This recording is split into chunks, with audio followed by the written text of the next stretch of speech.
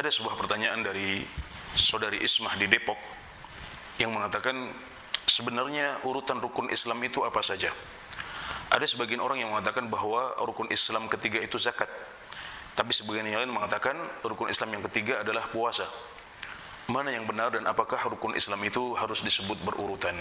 Rukun Islam disebutkan oleh Rasulullah SAW dalam beberapa hadis, dan urutan yang benar adalah syahadat, kemudian salat, kemudian zakat, kemudian puasa, kemudian haji. Hal ini disebutkan oleh Rasulullah SAW dalam hadis Umar, yaitu hadis Jibril yang panjang, ketika Jibril mengatakan, atau ketika Nabi Muhammad SAW mengatakan, "Anta syahada an la ilaha illallah wa anna Muhammadar Rasulullah wa tuqimas shalah wa tu'tiyaz zakah wa tasuma Ramadan wa tahujjal bait in istata'ta ilaihi sabila." Kemudian juga disebutkan dalam hadis Ibnu Umar radhiyallahu anhu, "Bunyal Islamu ala khamsin, syahadati an la ilaha illallah wa anna Muhammadar Rasulullah wa iqamis shalah wa ita'iz zakah wa hajjil baiti wa shaumi Ramadan."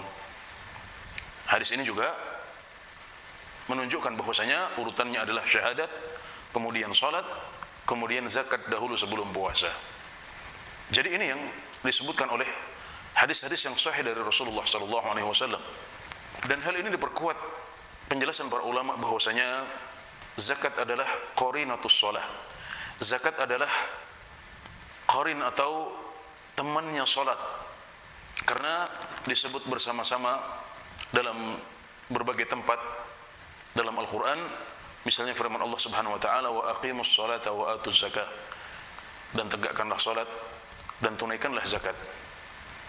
Dan bahkan justru dalam sebagian riwayat hadis, puasa disebutkan terakhir setelah haji, seperti yang kita temukan dalam hadis Ibnu Umar yang terakhir tadi itu. Namun yang sahih menurut Ibnu Umar radhiyallahu anhu adalah menyebutkan puasa sebelum haji. Namun dalam semua riwayat sepanjang pengetahuan saya, atau sebatas pengetahuan saya, zakat disebut sebelum puasa, dan puasa disebut sebelum haji, meskipun kadang-kadang haji disebut sebelum puasa. Namun yang sahih, seperti penjelasan Ibnu Umar radhiyallahu anhu ketika ditanya, mana yang benar? Apakah haji sebelum puasa atau puasa sebelum haji? Maka beliau mengatakan, yang saya dengar dari Rasulullah SAW adalah menyebut puasa dahulu sebelum haji.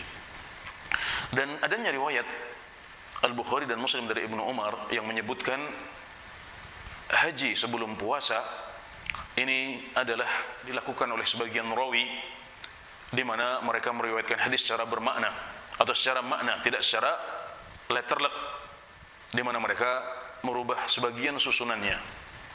Dan kita mengetahui bahwasanya meriwayatkan dengan makna ini dibolehkan oleh para ulama dengan beberapa syarat.